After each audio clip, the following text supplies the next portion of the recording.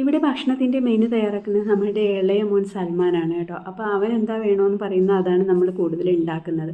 അപ്പോൾ അവൻ പറഞ്ഞു രാത്രി ചോലെ ഭട്ടൂര വേണമെന്ന് പറഞ്ഞു. പിന്നെ പെട്ടെന്ന് തന്നെ ഞാൻ ഭട്ടൂരയ്ക്ക് കുഴച്ച് വെച്ചു. വൈകുന്നേരം തന്നെ കുഴച്ച് വെച്ചാൽ രാത്രി ഉണ്ടാക്കുമ്പോൾ നല്ല പെർഫെക്റ്റ് ആയിട്ട് കിട്ടുകയുള്ളൂ. പിന്നെ അപ്പം തന്നെ ഞാൻ കടല തിളച്ച വെള്ളത്തിലിട്ട് വെച്ചിരുന്നു കേട്ടോ. തിളച്ച വെള്ളത്തിലിട്ട് വെച്ചിരുന്ന 2 മണിക്കൂർ കഴിഞ്ഞ് വേവിച്ചപ്പോൾ അതും വെന്ത് കിട്ടി. ഞാൻ കടലക്കറി ഉണ്ടാക്കി കഴിഞ്ഞതും ഗ്യാസ് തീർന്നു. അപ്പോൾ സിലിണ്ടർ നമ്മുടേത് കൊമേഴ്സ്യൽ ആയതുകൊണ്ട് എവിടെ പോയാലും കിട്ടും. അങ്ങനെ എൻ്റെ രണ്ടാമത്തെ മോൻ്റെ ഫ്രണ്ടിൻ്റെ വാപ്പാക്ക് ഇവിടെ കാറ്ററിംഗ് ഒക്കെ ഉണ്ട് കേട്ടോ. അപ്പോൾ പെട്ടെന്ന് തന്നെ തൊട്ടടുത്ത് പോയി അത് മേടിച്ചുകൊണ്ട് വന്നിട്ട് ഞാൻ പിന്നെ ഭട്ടൂര ഉണ്ടാക്കി. ഭട്ടൂര ഉണ്ടാക്കിയപ്പോൾ നല്ല അടിപൊളി ഭട്ടൂരയാണ് കിട്ടിയത്. അപ്പോൾ ഈ ഭട്ടൂരയുടെയും ഈ കടലക്കറിയുടെയും റെസിപ്പി ഞാൻ വേറെ ഷോർട്ടായിട്ട് ഇടാം കേട്ടോ.